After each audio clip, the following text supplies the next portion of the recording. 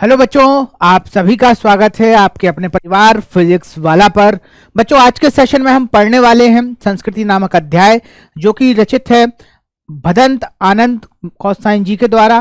तो बच्चों, आइए शुरुआत करते हैं इस चैप्टर की। और हमारे पढ़ने का जो क्रम है वो एक समान ही रहता है कि सबसे पहले हम पढ़ेंगे चैप्टर का सारांश और फिर जानेंगे चैप्टर के महत्वपूर्ण प्रश्न उत्तर। तो इसी क्रम में शुरुआत करते हैं चैप्टर की शुरुआत में लेखक बताता है कि सभ्यता और संस्कृति दो ऐसे शब्द हैं जिनका उपयोग बहुत हुआ है, पर यह बहुत ही कम लोगों की समझ में आते हैं, खास तौर पर जब इन शब्दों के आगे भौतिक सभ्यता और आध्यात्मिक सभ्यता का विशेषण लगा दिया जाता है।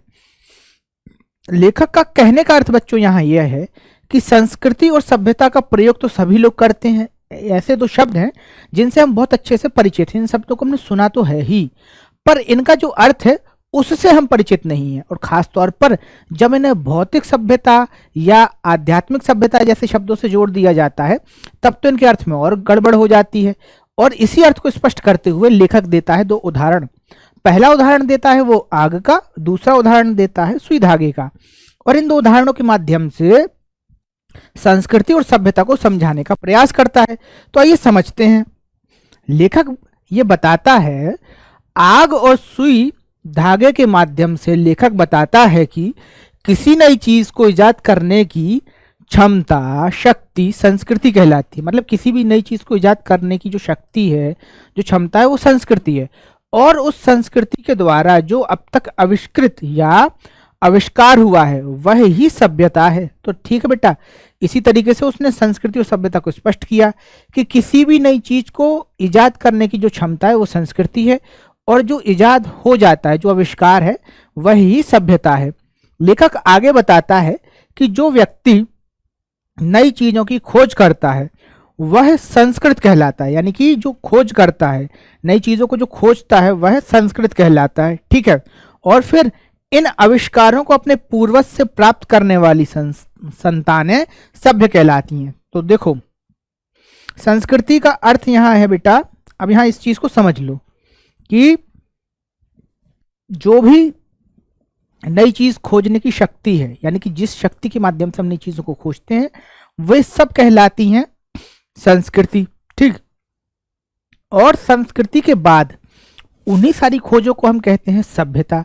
जो नई चीजों को खोजता है वह कहलाता है सुसंस्कृत, और इन खोजकर्ताओं से जो इनको प्राप्त कर लेता है वह कहलाता है सभ्य। तो इस प्रकार से लेखक ने संस्कृति, सभ्यता, सभ्य और सुसंस्कृत जैसे शब्दों का अर्थ बताया है। आइए बच्चों बढ़ते हैं आगे। चैप्टर के अंदर सभ्यता यानी कि सभ्य और सुसंस्कृत के बीच का अंतर भी स्पष्ट किया है। तो कैसे किया है ये भी समझ लेते हैं। सभ्य और सुसंस्कृत व्यक्ति के बीच के अंतर को बताते हुए लेखक न्यूटन का उदाहरण देता है, और न्यूटन महोदय के उदाहरण से वह स्पष्ट करता है कि सुसंस्कृत और सभ्य में क्या अंतर है। देखिए, उसकी परिभाषा है, लेखक की परिभाषा है कि सुसंस्कृत वही है या संस्कृत पुरुष वही है जो नई चीजों में या नई चीजों की खोज में संलग्न रहे। इसी अर्थ में न्यूटन ने कुछ नियम दिए थे गुरुत्वाकर्षण के। तो इसी कारण जो न्यूटन महोदय हैं वो सुसंस्कृत हैं। अब फिर इसी बात को आगे बढ़ाते हुए लेखक कहता है कि हो सकता है आज का भौतिकी विषय का विद्यार्थी बहुत सारी ऐसी चीजों को जानता हो जिनको न्यूटन महोदय बिल्कुल नहीं जानते थे, पर जब भी न्यूटन की तुलना में उसको सामने रखा जाएगा, यानी कि न्यूटन से उसकी तुलना की जाएगी, तो न्यूटन की तुलना में आज का जो व्यक्ति है, आज का जो विद्यार्थी है, वो बहुत सभ्य कहलाएगा, ना कि संस्कृत। क्योंकि संस्कृत का जो अर्थ लिया है लेखक ने, वो लिया है नई खोजों की या नई चीजों से जोड़ने से, यानी कि नई चीजों की खोज करने से लिया है। तो इस तरीके से हमारे लेखक महोदय सभ्य और सुसंस्कृत के बीच का अंतर बताते हैं। आइए बच्चों आगे बढ़ते हैं चैप्टर में, समझते हैं कि लेखक और क्या बतलाना चाहता है। तो देखिए, आग के आविष्कार में पेट भरने की प्रेरणा होगी, सुई धागे के आविष्कार में सर्दी गर्मी से बचने की प्रेरणा होगी। परंतु यदि कोई व्यक्ति तन ढका होने पर और रात को जगमगाते तारों का बेटा का कर लीजिएगा, को काट दीजिएगा, ये गलत हो गया थोड़ा सा, तारों का रहस्य जानना चाहता है तो वह वास्तव में संस्कृति का जनक है। संस्कृति का जनक वही है जो भौतिक प्रभावों और कारणों से नहीं अपितु सहज जिज्ञासा के कारण ज्ञान पैदा करता है।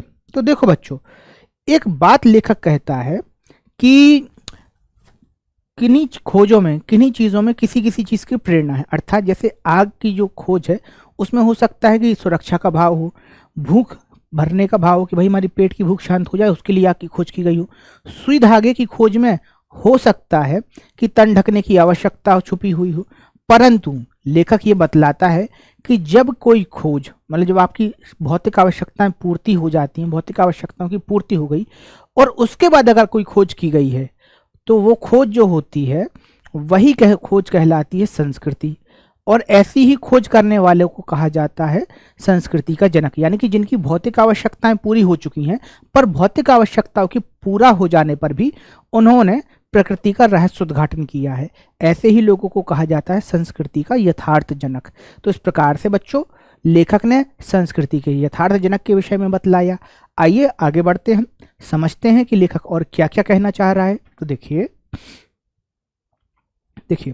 लेखक बताता है कि मनुष्य जिस तृष्णा के कारण मानवता के सभी सुखों का त्याग करता है वह भी संस्कृति ही है। तो देखो बेटा, संस्कृति की एक परिभाषा नहीं है, दूसरी परिभाषा भी लेखक देता है कि जिसके कारण, जिन चीज़ों के कारण मनुष्य चीज़ों का त्याग कर देता है, यानी चीज़ें मतलब सांसारिक सुखों का त्याग कर देता है, वह भी संस्कृति ही है।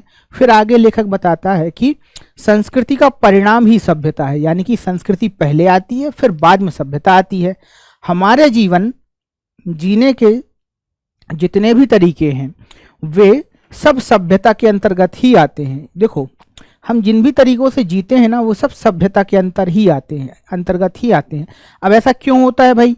तो ऐसा इसलिए होता है बेटा कि हम जो जीने के तरीके ढूंढते हैं वो वास्तव में पहले से इजाद हो चुके होते हैं। यानी कि देखो, सुख के साथ जीना, बड़े ऐश्वर्य वैभव के साथ जीना, ये सारे तरीके हमने कहीं ना कहीं देख लिए हैं, हमने कोई नया तरीका नहीं खोजा है। इसीलिए जिन तरीकों के साथ हम जी रहे हैं वो सब तरीके जो हैं वो सभ्यता के अंतर्गत आते हैं। फिर देखिए आगे लेखक क्या कहता है इसी के साथ, मानव की योग्यता जब विनाश के साधन खोजती है तब वह असंस्कृति, इस शब्द को ठीक कर लीजिएगा, यहां शब्द है असंस्कृति,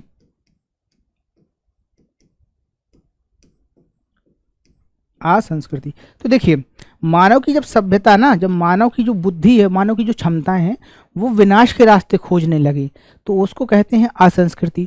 और इस असंस्कृति के जितने भी आविष्कार हैं, यानी कि जितने भी आविष्कार इस असंस्कृति से, इस कुबुद्धि से जन्म लेंगे, वह सब कहलाएंगे क्या? असभ्यता। यानी कि वो सारी चीजें जो विनाश को निमंत्रण दें, जो विनाश के हेतु खोजी जाएं, वो सब कहलाएंगी असभ्यता। ठीक है, तो यहां लेखक असंस्कृति और असभ्यता को स्पष्ट करता है। आइए बच्चों आगे बढ़ते हैं, समझते हैं। तो देखिए बेटा, इसी के साथ आगे पाठ के जब अंत होता है तो लेखक बताता है कि लेखक कहता है कि कुछ बातें संस्कृति नहीं बल्कि कूड़ा करकट है जो रक्षणीय या इनको समय के साथ बदलना चाहिए। तो देखो बेटा, यहाँ एक चीज समझ लो, लेखक यहाँ कह रहा है कि कुछ बातें कूड़ा करकट है संस्कृति की।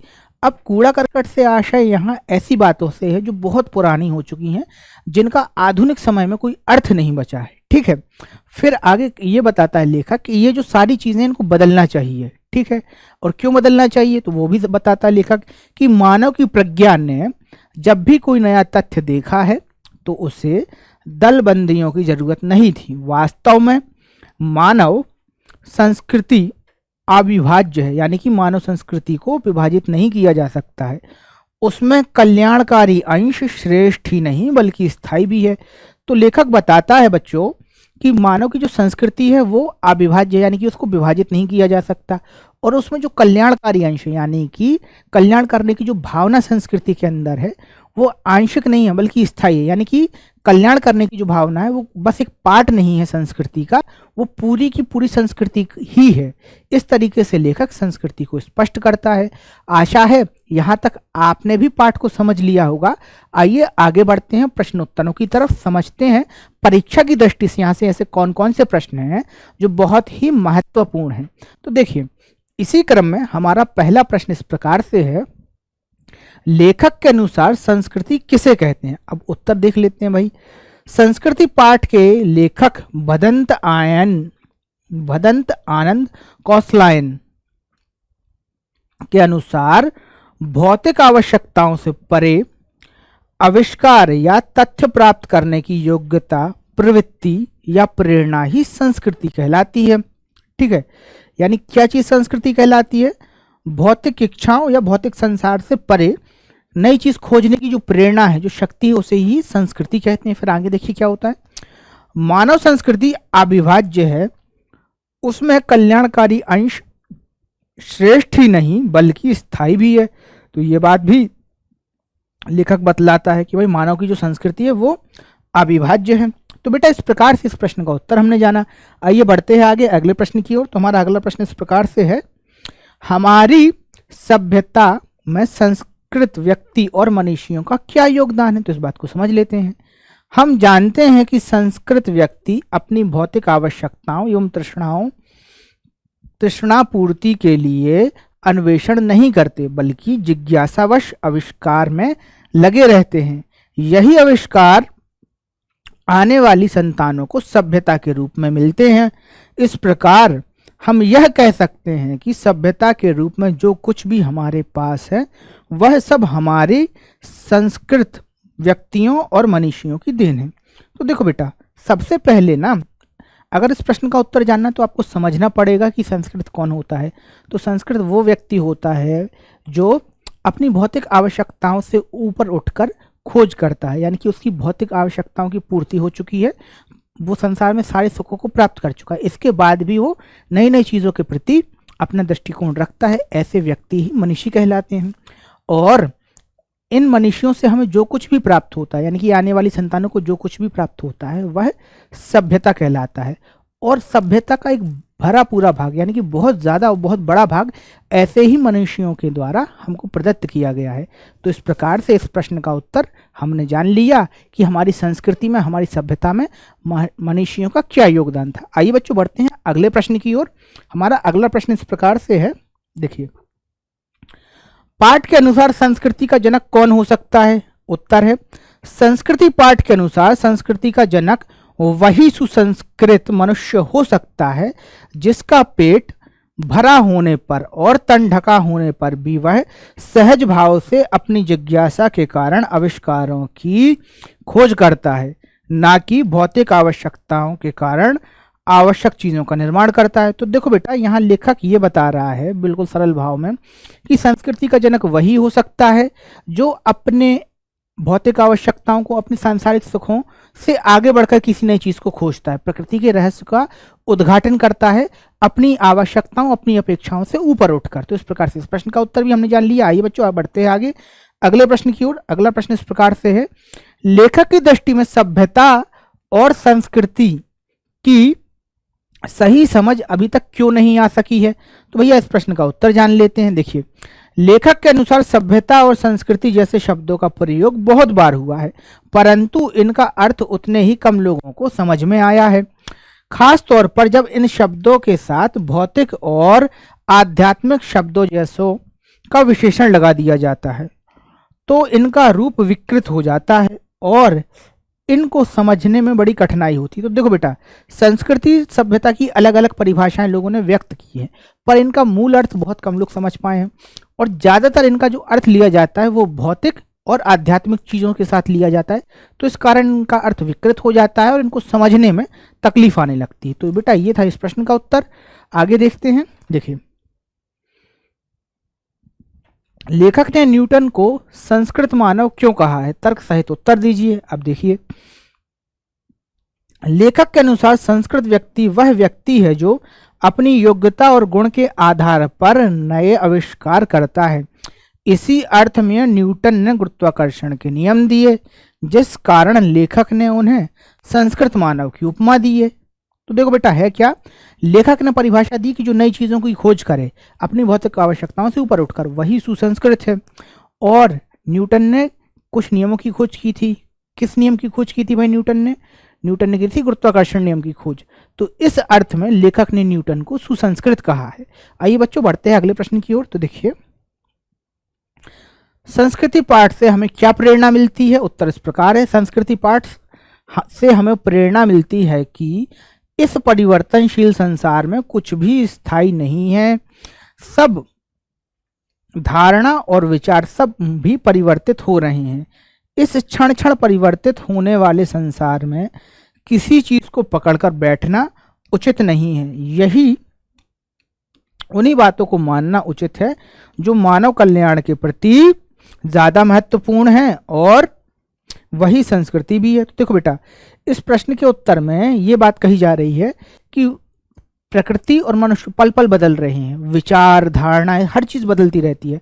अब ऐसे बदलती हुई समय में, ऐसी बदलती हुई परिस्थिति में किसी भी चीज को पकड़कर बैठ जाना ठीक नहीं है कि भाई हमने पकड़ लिया, नहीं नहीं हम तो यही काम करेंगे, नहीं नहीं उसने कह दिया तो कैसे कह दिया। इन सारी चीजों से ऊपर उठिए, उसी चीज को स्वीकार कीजिए जो सभ्यता, जो संस्कृति के स्तर पर स्वीकार्य हो, जो कल्याणकारी हो, और शेष सारी चीजों को छोड़कर आगे बढ़ना है। यही इस प्रश्न का मूल उत्तर था। आइए आगे बढ़ते हैं। देखिए, संस्कृति पाठ के आधार पर लिखिए कि मानव संस्कृति के वास्तविक जनक कौन है। तो भैया उत्तर इस प्रकार है, संस्कृति पाठ के अनुसार मानव संस्कृति के वास्तविक जनक वे हैं जो पेट भरा और तन ढका होने पर भी प्रकृति के रहस्यों को जानने की इच्छा से अन्वेषण करते हैं और आविष्कार में लगे रहते हैं। जैसे भारतीय परंपरा में कई मनीषी ऐसे हैं जिन्होंने मानव को नया रास्ता दिखाया है। तो देखो बेटा, प्रश्न ये था कि संस्कृति और सभ्यता के जनक किसे माना जाए, या संस्कृति और सभ्यता का जनक कौन हो सकता है। अब उत्तर इस प्रकार से है कि वही व्यक्ति संस्कृति का जनक होगा जिसका पेट भरा होने पर और तन ढका होने पर। अब देखो, पेट भरा होने से आशय है सांसारिक आवश्यकताओं की पूर्ति होने पर, और तन ढका होने से आशय है सुरक्षा प्राप्त कर लेने पर भी वह प्रकृति के नए नए आविष्कारों को, प्रकृति की अन्वेषण करने की जो प्रवृत्ति है उसमें लगा रहे, तो वही जो है वो नया और सच्चा संस्कृति का जनक होगा। तो बच्चों, इस प्रकार से इस प्रश्न का उत्तर भी हमने जान लिया। आइए आगे बढ़ते हैं। अब देखिए, हमने पाठ पढ़ा, पाठ के प्रश्न उत्तर भी देख लिए। चलते चलते हम यहाँ जानेंगे कि कौन कौन से ऐसे कॉन्सेप्ट है, कौन कौन सी ऐसी अवधारणाएं हैं जो पाठ में महत्वपूर्ण है, और इस प्रकार से हम पाठ की पुनरावृत्ति भी कर लेंगे। तो देखिए, सबसे पहले लेखक बताता है सभ्यता और संस्कृति, दो शब्दों के बारे में कि जिनका प्रयोग तो बहुत ज्यादा हुआ है पर यह शब्द अभी भी बहुत ही कम लोगों को समझ में आते हैं। फिर लेखक देता है दो उदाहरण, एक उदाहरण देता है आग का और एक देता है सुई का, कि भाई आग जो है और सुई जो है, इन दोनों का आविष्कार करना और करने की क्षमता होना, ये दोनों अलग अलग बातें हैं। फिर बताता है वो संस्कृति की परिभाषा कि देखो भाई, किसी नई चीज को इजाद करने की जो क्षमता है वही संस्कृति कहलाती है, और उस संस्कृति के द्वारा जो कुछ भी आविष्कार होता है, जो भी हमें प्राप्त होता है, उसे ही हम सभ्यता कहते हैं। तो यहां हमने बेटा दो चीजें समझी, संस्कृति और सभ्यता ऐसे शब्द हैं जो किसी को समझ में नहीं आते पर इनका प्रयोग बहुत ज्यादा होता है। फिर लेखक देता है दो उदाहरण, तो एक उदाहरण आग का है, एक सुई धागे का है। फिर आगे लेखक बताता है संस्कृति की परिभाषा कि किसी भी चीज को खोजने की जो क्षमता है वो संस्कृति है, और इस खोजी हुई चीज को ही हम सभ्यता कहते हैं। आगे बढ़ते बेटा समझते हैं और कौन कौन सी चीजें हैं जो हमें जानना जरूरी है। तो देखिए, जो व्यक्ति नई चीजों की खोज में संलग्न रहता है या खोज करता है वह संस्कृत कहलाता है, और इन आविष्कारों को अपने पूर्वजों से प्राप्त करने वाली संतानें ही सभ्य कहलाती हैं। तो बेटा यहाँ हमने दो चीजें जान ली हैं कि संस्कृत कौन है और सभ्य कौन है। संस्कृत वो जो खोज करने में संलग्न रहता है, ठीक है, और सभ्य वो जो इन खोजों को अपने पूर्वजों से प्राप्त करता है, तो वो कहलाता है सभ्य। अब देखिए आगे क्या है, लेखक आगे सभ्य और सुसंस्कृत का अंतर बताने के लिए न्यूटन महोदय का उदाहरण भी देता है कि न्यूटन ने नई खोज की थी इसलिए वे संस्कृत हैं, और आज का व्यक्ति बहुत सारी चीजें न्यूटन से ज्यादा जानता होगा पर वो न्यूटन की तुलना में संस्कृत नहीं बल्कि सभ्य माना जाएगा। अब देखिए आगे क्या बताता है, एक और नई परिभाषा के बारे में बताता है लेखक कि मनुष्य जिस तृष्णा के कारण मानवता के सभी सुखों का त्याग करता है वह ही संस्कृति है। तो संस्कृति की एक नई परिभाषा से भी लेखक परिचित कराता है। आइए आगे बढ़ते हैं। देखिए, पाठ के अंत में लेखक तीन चीजें बताता है जो बहुत ही महत्वपूर्ण है। पहली चीज तो ये बताता है कि संस्कृति की कुछ बातें संस्कृति नहीं बल्कि कूड़ा करकट है, जो रक्षणीय नहीं, मतलब जिनको बचाना नहीं चाहिए। तो यहाँ बेटा वो बात करता है संस्कृति की उन रूढ़ियों से जो बहुत पुरानी हो चुकी हैं, जिनका वर्तमान में आज कोई अर्थ नहीं है।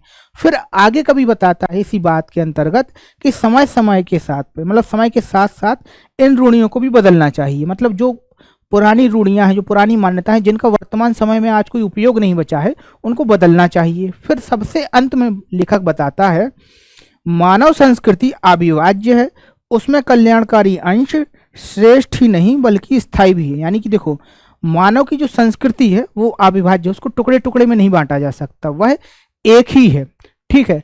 और इस संस्कृति में जो कल्याणकारी अंश है वह स्थायी अंश, मतलब संस्कृति के अंदर जो कल्याण की भावना है वह स्थायी है। आप किसी भी संस्कृति को देखिए, आप किसी भी सभ्यता को देखिए, हमेशा उसमें कल्याण की प्रवृत्ति होती है। तो ये बात अलग है कि धीरे धीरे धीरे धीरे जाके संस्कृतियां विकृत हुई हैं, वो एक अलग बात है। पर हर संस्कृति के मूल में हमेशा लोक मंगल की और जन कल्याण की भावना रहती है। तो बच्चों, इस तरीके से हमने समझा संस्कृति नामक इस अध्याय को, और यहाँ से कौन कौन से प्रश्न आ सकते हैं वो भी हमने समझा। सबसे अंत में हमने पाठ की बहुत छोटे रूप में पुनरावृत्ति। तो इस प्रकार से हमने इस चैप्टर को समझ लिया है। मिलते हैं कुछ नया लेकर, कुछ खास लेकर। तब तक के लिए बने रहिए पीडब्ल्यू परिवार के साथ। धन्यवाद।